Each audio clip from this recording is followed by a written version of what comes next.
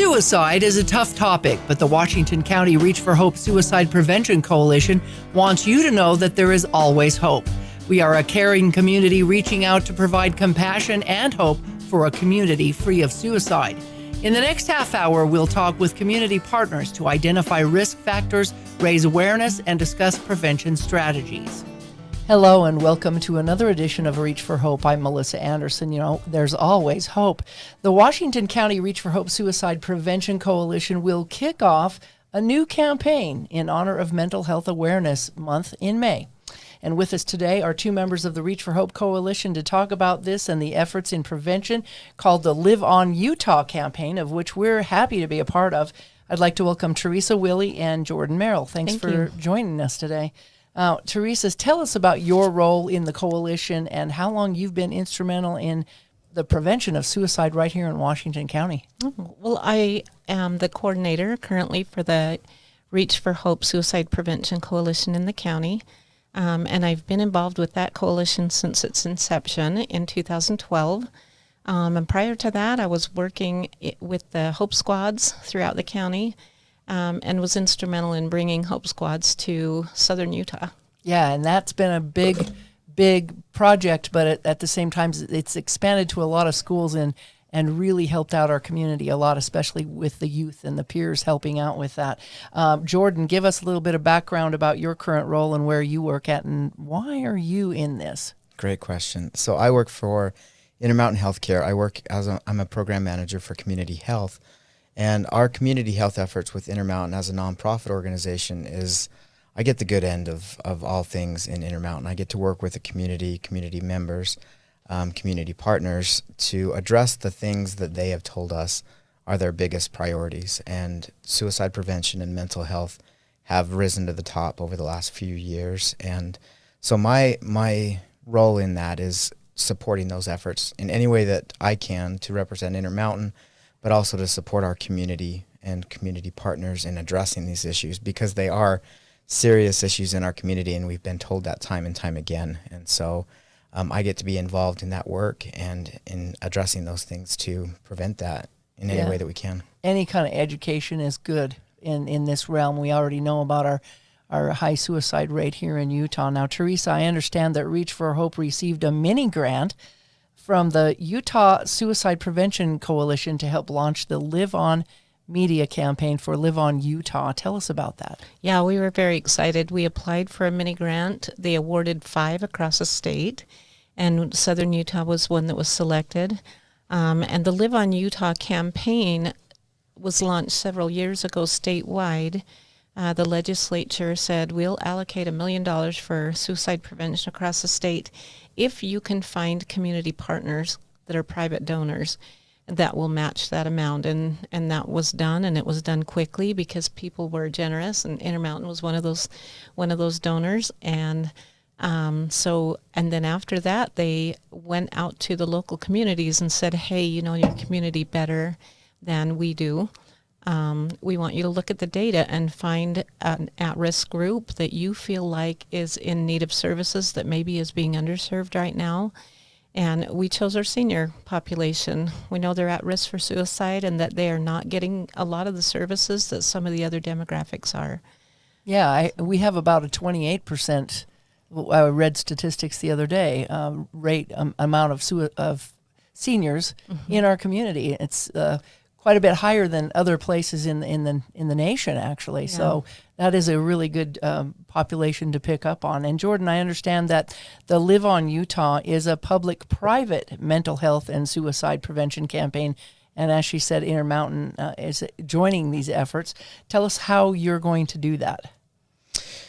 Through Intermountain, we join it in various ways.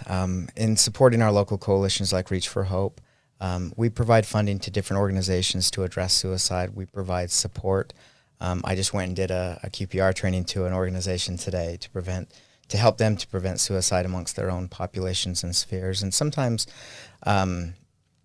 that's what we do throughout the system, throughout the state, throughout the area, is be able to do trainings, provide support and funds, because this work, it costs money too. We want to be able to, and we don't want that to be a barrier. So Intermountain is totally invested in supporting those efforts financially, but also manpower-wise and in any way that we can. So that's kind of how we're involved in that, and we touch on that statewide. And Jordan's got a lot of leverage with community leaders too, and he's helped us get our foot in the door in some ways that may not have happened otherwise. Yeah, and I understand that when they come out with this media campaign, it's going to involve a lot of different signs and billboards and things. And what are you going to be putting up at the hospital? We don't know exactly what it'll look like at the hospital yet. We are hoping that we can have some different banners throughout. It's an important effort that we're invested in every way, and so we want to be able to broadcast that throughout our hospital, but also throughout our area. And we've got lots of clinics here, and so we hope to be able to support that effort by visually as well as internally in our practices and in our acute care as well. Yeah. Now, Teresa, now we want to talk about this big event that's coming up in May. It's where we are going to be, broadcasting this and everything. Tell us a little bit about on May 11th, what's going to happen here. Yeah, on May 11th at 2 p.m. at the Southwest Behavioral Health Center on the south side of the building, we will be holding a press conference to kick off the Live On Campaign the Live On Utah campaign here in Washington County. And we're going to have key leaders from the community speaking, talking about the importance of this resource and how it has specific resources for different demographics. Mayor Michelle Randall will be there speaking about the importance of suicide prevention. Sherry Lindsay, Southwest Behavioral Clinical Director, will be speaking. Nick Nucitelli, our new Chief of Police in La Verkin, will be speaking from a law enforcement perspective. And we have several veterans from the veteran community. Doug Graham and Theron Crosby will be there, and they're also part of the coalition. So we've got a pretty good lineup, and there'll be a few others as well. But we're pretty excited to hear from them and how the Live On Utah campaign will impact specifically the community that they are involved with. Yeah, and this is at 2:00 in the afternoon at Southwest Behavioral Health. So if somebody wants to come by the front steps of that, they can come by and say hi. Yeah. And we'll give them some swag and some fun things so that they can remember how to find that resource. That's great. Now, I want to back up just a hair and ask Jordan what he thinks about why it's so important to target the senior population. Do we see mental health issues amongst this population as well? I mean, it seems to me like most of our seniors are very wise, but that doesn't mean that they don't suffer or struggle as much as maybe younger people would. Absolutely. Our seniors, they are very wise, but they also face other issues that maybe our younger populations don't face, and they see things differently the way that they've experienced life as well. They experience a lot more loss in a rapid fashion as they do become seniors, with family members, losing family members and spouses and those other challenges, and then isolation. There's a lot of isolation that comes from health. There's isolation that comes from just their social networks closing in and not able to get out as much as they used to. And so they're a very highly vulnerable population who sometimes it's hard to ask for help. And I think all populations experience that on different levels, but especially in our seniors, that they don't want to be a burden or place burden on other people. And so we need to be able to provide those resources and follow the data that they're one of the highest risk areas of age and demographic that we have, not only in Washington County, but in the state. And so to be able to put any effort to help address that senior population that are at risk, we want to do it, and we want to be able to address that and help them. And I think it's so exciting that Reach for Hope is reaching out, because that's what it's all about, is reaching out and helping those who maybe don't have a tendency to reach out themselves. And I think you're right about the isolation and being at home alone and not wanting to be a burden, because I've seen that in the elderly population, and I wouldn't want to reach out much either if I'm sitting at home. Yeah. So I think it's really important that we reach out to them. Teresa, I want to have you explain a little bit more about how did this Live On Utah campaign come about, And why are we involved with that so heartily? Well, the Utah Suicide Prevention Coalition has been very proactive. In fact, I think we've been pioneers for the country in being proactive, looking at data, trying to find out exactly what kind of resources we need and how can we really help the community reduce stigma and help them understand the importance of finding relevant resources. So the campaign basically, the tabs, if you go to the Live on Utah website, the tabs say how to get help, how to give help, and these are the resources. And the really exciting part is you go down through there and you look at the resources, they have a different cube in that drop-down box that addresses a lot of different populations, the LGBTQ population, the veterans population, first responders, seniors, every demographic that you can think of can find specific resources to their own community. And I love that. I feel like the coalition that organized this website was very, very progressive in the way that they put that together. They looked at data. They were responding to the needs of the community. And the legislature recognized that and said, yeah, this is a need that we should fund. And so with the partnership between public and private funding, they were able to get that off the ground. That's awesome. And, with help with Intermountain and others that are giving help on top of that, matching those donations really is what it's all about, the public-private donations that keep coming in to help with this. Jordan, I covered something a while back on a receiving center that they're going to be putting out at Southwest Behavioral Health is putting in. Tell us a little bit about that and how that's going to help with some of these mental health issues, or maybe keeping people out of jail and putting them in a proper place when they do have these mental breakdowns. Yeah, I'm glad you brought that up. The receiving center that is coming in here in Washington County, and having Southwest Behavioral Health Center run that and staff that is a huge asset, and it will be a huge asset to our whole community, not just to a couple of organizations. To be able to address and get people help when they're in a mental health crisis, a lot of times the go-to has been to be able to go right to prison. There might be drugs, there might be mental health issues or incidences that have brought them to that point, and because there's no other place for them to go, we have to take them right to prison to keep them and the community safe. But now with a receiving center, there's going to be a lot more warmth and support and care for these individuals, and they'll be able to stay out of prison and be able to continue along a progressive state to be able to get the help that they need, rather than be locked up and weigh down both our ED and our criminal system. And so this is a great resource, and it is the second of its kind in the state, and first from the bottom up. So it's a neat thing that is coming here, and it'll provide a lot of extra resources. It's really exciting. And Teresa, we know that suicide needs to be a priority in Utah because we've had some issues. I understand that the legislature realized that too, and they've given us as just drivers to be involved in that by coming out with the Live On license plates. Tell us about those and how that's going to help out. Yeah, super excited about that. Senator Ellison, I hope I said his name correctly, but he sponsored a bill to be able to fund a specific license plate. They don't fund it. To designate a specific license plate to the Live On campaign.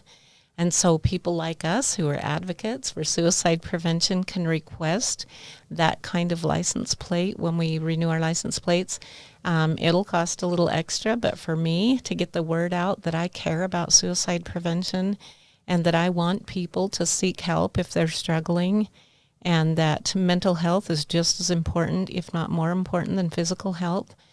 For me to be able to drive around with that on my car it's going to be worth that extra 30 or whatever dollars it is. And those will be coming out sometime within the next year. We're pretty excited about that. That's cool. Now, Jordan, we know that promoting protective behaviors can save lives as well. But often it's more difficult for men, especially middle-aged men. Tell us why this is, and what are some of the things that we can do to encourage that message to get out, that men aren't babies if they reach out for help.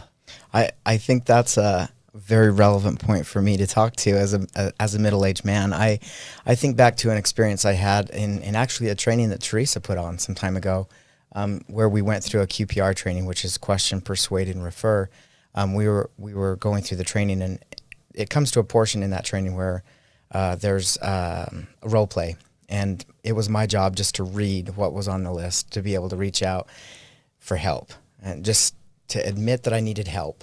And it was all written down on a piece of paper. All I had to do was read it. But for me, it was a struggle still internally. I felt a struggle to read what was on the paper because it was me reaching out for help. And I think a lot of middle-aged men feel that it's a struggle to reach out for help, especially mental health help, and admit that they need it. And so I think that's a big concern, and there's social pressure, there's different things like that are involved with that. But I think the more we talk about it and the more that we open up, even a little bits at a time, it doesn't have to be all at once and just blah. We can do it little bits at a time, and we can open up as men and know that it's okay to reach out for help, and start small and start with your family. And then go beyond that. But open up those conversations. It's so essential, and it's so helpful to be able to do so. And keep those guns locked up if there is issues in the home. Is that correct? Absolutely. That's huge. We know that means matter, and how people die by suicide, it matters. And so firearms is a huge one, and men have a lot of access to those historically here in Utah. And so no matter what your feelings or beliefs are, keep them locked up, because it'll keep everybody safe. Even just putting a little bit of time and distance between you and that gun, or a family member or a neighbor, it's essential. Such good advice. Now, Teresa, why do you think there is such a stigma that surrounds mental health issues, and especially when it comes to talking about suicide? I think that a lot of people feel like there's a weakness. They feel like it's more about personality or character traits than it is about an illness. And so that stigma keeps people from seeking help. And especially when we talk about certain demographics, our older population, it's a very stoic, very independent. They've been strong. They've lived through a lot of life crises, and they feel like they should be able to manage that. Middle-aged males, traditionally or culturally, they're expected to carry the load. They're expected to be the provider and the protector and the one that, is able to manage anything. And I think that's a lot of pressure.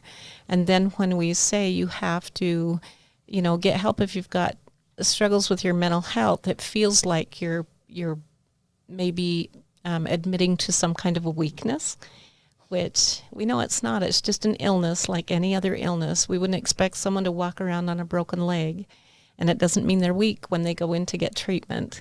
And we want to apply that same kind of thinking to mental health. If you're ill, going in to get help doesn't mean that you're weak. It means that you're courageous enough to reach out, and that you're willing to help yourself so that you can help those around you. Life is always a struggle. It seems like you just get one thing checked off your list, and then something else hits you in the face. I mean, we all have to admit that we live with daily struggles, no matter where they come from or what's happening. Jordan, do you think that the Live On campaign, through these visual efforts that are going to come up, there's going to be billboards, I understand there's street flags. Tell us a little bit about those actions, and do you think that's going to help visualize and help these seniors and even the rest of us to see that it's okay to reach out, and that Live On is what we need to do? I absolutely do. I think that by getting that message out there to live on, it helps. And if it helps one person, it was a success. the more people that it touches and the more people that see it and the more people that look at it. Typically, I don't just tout a website and some resources unless it's awesome. And the liveonutah.org website and the resources that exist there in the campaign, the message to live on, it's powerful. And if it can help one person, it's a success. If it helps 100 people, it's even more successful. And I think it can and it will, as people get that message and understand, break down some of the stigma barriers to talk about it and ask questions. What is this Live On campaign? And hopefully it'll spread like wildfire. Yeah, and Teresa, your thoughts on that? I'm excited about the way that they've designed this campaign and the language they've used, because they give specific examples. If someone says, I'm fine, that's a clue to ask more questions. If somebody says, I'm okay, then that's a clue. Ask more questions. You know, if your gut's telling you that someone's struggling and they just shrug it off, it gives you very specific language on how to talk to a friend who's struggling. Very specific examples of how someone might respond if they're trying to deflect that question, and then what you can do to respond to get to an answer or to guide them to resources. And I love the way it's designed. It's just very simple, very straightforward, and the graphics reflect just really a lot of warmth and a lot of warm communication between people, and I really like that. And we're going to be seeing these all around town. Tell us what locations and where we'll find them at as far as the billboards. We got a couple of billboards that are going up. Where can we look for these, and how long will they be up? So the billboards we've got one on I-15 that will be going up, and it will go through the May and June into the first part of July. The street flags will be up for 6 weeks. Not 6 weeks, excuse me, I think 2 or 3 weeks. Yeah. We've got radio spots running 6 weeks, though. And then St. George City and Intermountain will have some digital billboards that they're displaying. We've got social media blasting out all through southern Utah specific to our area. We've got some posters for grocery stores, and we've got some vinyl banners that will go up in some of the locations in the community. That's really cool. And again, we've got various speakers that will be coming and talking and sharing their thoughts about, what to do and how to help with QPR and how to reach out. And Jordan, what are your thoughts then to this event and the reminders that we'll see around the community? Do you think that obviously we said we think they're going to help, but for people out there that might be struggling, what are your thoughts for them? And when they see this, it's obviously a reminder, but it's also kind of in your face. Yeah, I hope that they feel it, a feeling of hope, that they're not alone, that there is help out there. There are resources out there specifically for them, and people do care. There's nobody that doesn't matter, and matter to somebody, and matter to a group, and matter to our community. And this messaging and this campaign, I hope, portrays that and continues to do that there is hope out there, and there is a caring group and caring people. There are people that do want them to stay here, and they want them to get the help that they need, whatever they're going through in life. And know they're not alone. Absolutely. Yeah. That's the big message for all of us to know then, right? Teresa, your last thoughts on this. The press conference is going to be May 11th at 2:00 in the afternoon. People can show up for that. And you talked about some swag. Yep, we've got some really cool T-shirts that I'm excited to see how people respond to those. We've got some buttons, we've got some stickers, we have some really fun things. We just want to share a little piece of hope that people can take home with them, and remember that we want to live on Utah, and we want people to see the good and keep moving forward and just find hope in their lives. And this is kind of a partnership, but at the same time, we're supporting them. We don't actually doing anything at Reach for Hope other than share those resources that are out there, of which you've mentioned many of them. And it's important to support others' campaigns as well as others' resources. Is that correct? Yeah, absolutely. The Utah Suicide Prevention Coalition is the umbrella for all of the different organizations throughout the state. And then we just support their efforts, and sometimes they turn around and support ours. So we're all in this together, and we want to work together toward really the goal of zero suicide. Yeah, I think collaboration is the key. No matter what, we're all in this together. Like you said, we're here to share. We're here to give out resources and, pick each other up when we fall down and skin our knees every once in a while, We're all human. And I just appreciate both of you and thank you both for all your efforts and what you do. And I really think that you're doing the best that you can, and we're all doing the best that we can to get through this. So thank you again, and thank you for joining us on another edition of Reach for Hope. And just remember, prevention efforts, we can save lives. So remember, there's always hope. Thanks. The Reach for Hope Coalition wants you to know that we care about you and we are here to help. If you or someone you know is thinking about suicide, reach out. You're not alone. To access resources for yourself or others, visit our webpage at reachforhopeutah.org. That's reach4hopeutah.org. If you are experiencing a crisis, please call the Suicide Prevention Lifeline at 1-800-273-TALK, because you matter and there is always hope. This has been a production from a podcast studio.